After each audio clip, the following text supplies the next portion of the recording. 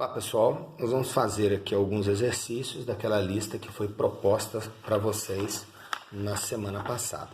Então vou pegar aqui inicialmente o exercício 440 dessa lista.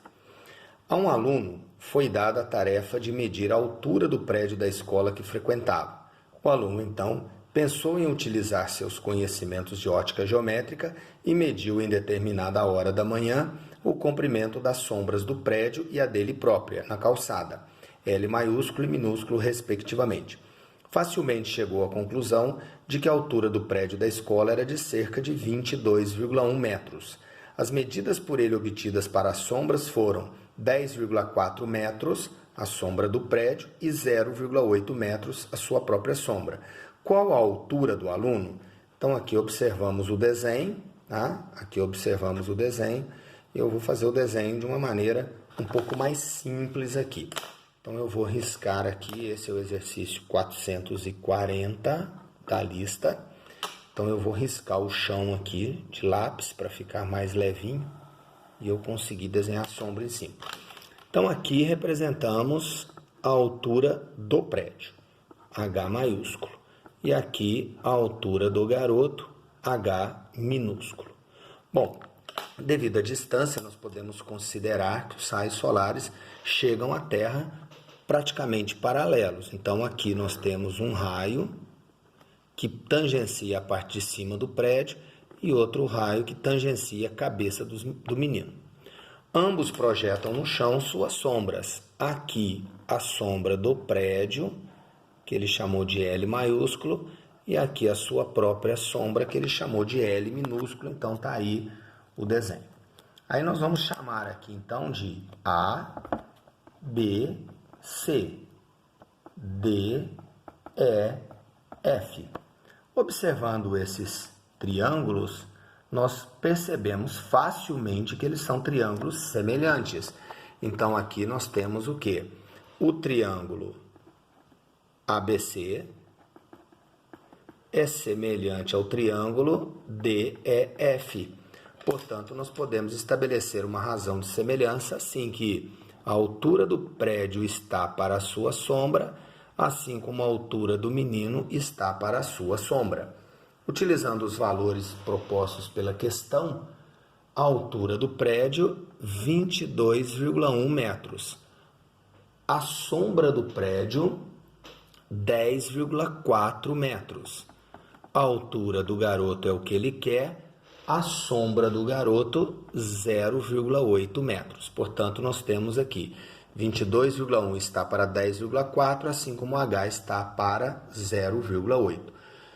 Resolvendo a proporção, então, nós temos que H vai ser 22,1 vezes 0,8 dividido por 10,4.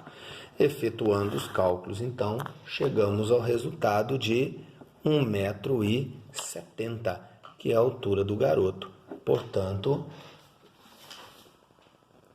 está aí a altura procurada do garoto, que é de 1,70 m, ok? Então, aí bem simplesinho, né? Dois triângulos semelhantes e a razão de semelhança entre eles, né? A relação de semelhança entre eles. A altura do prédio está para a sua sombra, assim como a altura do garoto está para a sua sombra. Montando a proporção, substituindo os valores dados, encontramos facilmente o valor de 1,70 m. Então, este é o exercício 440 da nossa lista. Bom, vou pegar um outro exercício aqui, que é o exercício 447. O exercício 447, que é um exercício teórico, que diz o seguinte: uma fonte luminosa projeta luz sobre as paredes de uma sala. Um pilar intercepta parte dessa luz. A penumbra que se observa é devida. E as alternativas: ao fato de não se propagar a luz rigorosamente em linha reta. Bom, essa alternativa A, ela é contra um dos princípios da propagação da luz, né, que é exatamente o princípio da propagação retilínea da luz. Então, a luz se propaga em linha reta em qualquer condição. Portanto, a letra A já é falsa. Bom, a letra B, aos fenômenos de interferência da luz depois de tangenciar as bordas do pilar. Bom, após tangenciar as bordas do pilar, não ocorre interferência. Mesmo que raios de luz se cruzem, lembrem-se do princípio da independência. Um raio não vai interferir no outro. Ao fato de não ser pontual a fonte luminosa. Letra D, aos fenômenos de difração. A difração é um fenômeno luminoso que será tratado mais à frente, que é a capacidade que a luz tem que a onda, né, de um modo geral, tem de contornar obstáculos. Mas aí a gente vai ver isso com mais detalhe mais à frente. Como é uma questão de vestibular, ele já coloca o conceito de difração na questão, mas não é o nosso caso no momento. A incapacidade do globo ocular em concorrer para uma diferenciação eficiente da linha divisória entre luz e penumbra. Não, a gente percebe com certa clareza quando acontece uma região iluminada, uma região de sombra e uma região de penumbra. A gente consegue perceber isso com bastante facilidade. Então ficamos aí com a letra C, né? Ao fato de não ser pontual a fonte luminosa. Então o que isso quer dizer? Se nós temos uma fonte pontual, e aí eu vou fazer nesse pedacinho de folha aqui, se nós temos a fonte pontual, então aqui está a fonte, aqui vamos colocar o chão, ou uma parede, ou um anteparo qualquer, e aqui essa fonte vai emitir luz aqui. Então toda essa região aqui, entre as linhas vermelhas, seria uma região de claridade. Se eu coloco um anteparo opaco aqui, numa certa altura, o que acontece? Por causa da propagação retilínea, aqui nós vamos então traçar mais dois raios tangenciando esse obstáculo, esse objeto, e aqui então nós vamos ter uma região onde a luz foi tampada, portanto fazendo uma região de sombra. Então aqui nós vamos ter uma região de sombra.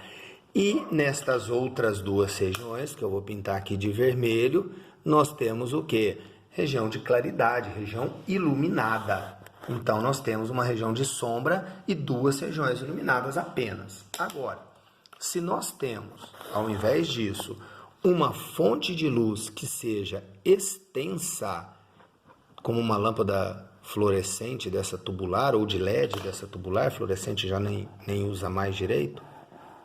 Então aqui nós temos o chão e toda essa região aqui entre as duas linhas vermelhas estariam iluminadas.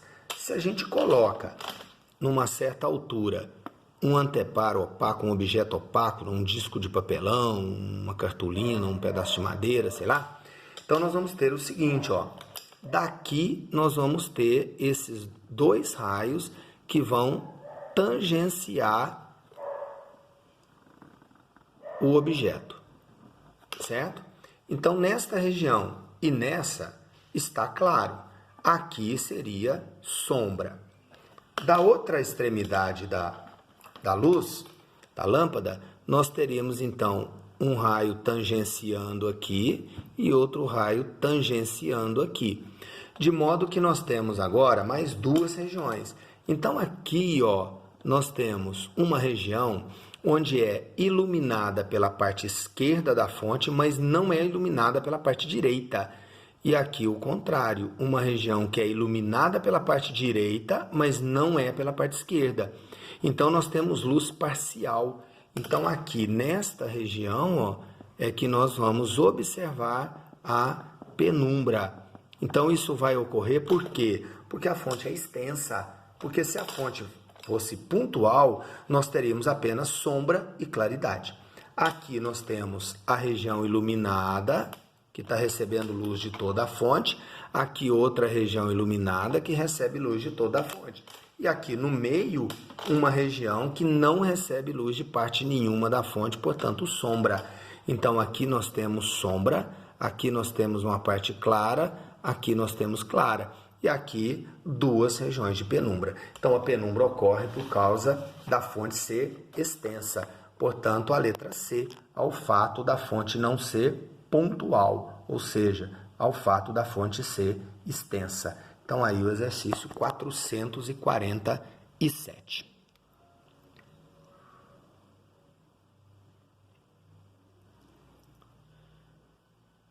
Bom, agora finalizando o exercício 449, que é de mistura de cores.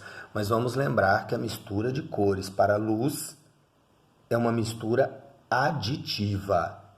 Bom, 3 feixes de luz de mesma intensidade podem ser vistos atravessando uma sala, como mostrada a figura.